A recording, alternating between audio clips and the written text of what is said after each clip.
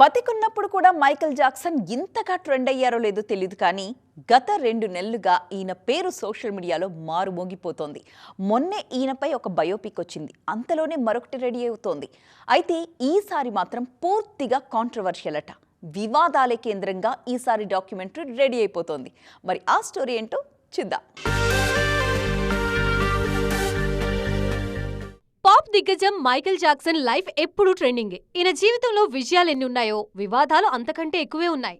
వాటిని ఇప్పుడు క్యాష్ చేసుకోవడానికి చూస్తున్నారు. ఈ మధ్య వచ్చిన బయోపిక్ పూర్తిగా జాక్సన్లోని పాజిటివ్ ని మాత్రమే చూపించారు.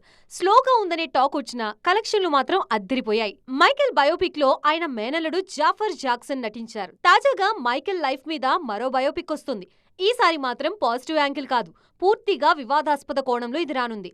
మైకేల్ జాక్సన్ ది వెర్డిక్ట్ పేరుతో వస్తున్న ఈ డాక్యుమెంటరీ తరహాలో సాగే సిరీస్ లో ఆయన లైఫ్ లోని అత్యంత వివాదాస్పదమైన 2003 బాలల లైంగిక వేధింపుల విషయాన్ని టచ్ చేస్తున్నారు. కోర్టు నిర్దోషిగా తేల్చినా ఆ కేసు ముద్ర అలాగే ఉండిపోయింది. ట్రైలర్లో నాటి కోర్టు విచారణలో పాల్గొన్న జ్యూరీ సభ్యులు, లాయర్లు, జర్నలిస్టులు, ప్రత్యక్ష సాక్షులు కమెంట్స్ ఇన్బిల్డ్ చేశారు. ఈ సిరీస్ కేవలం కేసు గురించే కాదు, ఆ తర్వాత మైకేల్ జీవితం ఎలా మారిందనేది కూడా చూపిస్తున్నారు. ప్రముఖ ఓటీటీలో జూన్ 3 నుంచి ఈ సిరీస్ స్ట్రీమింగ్ కానుంది.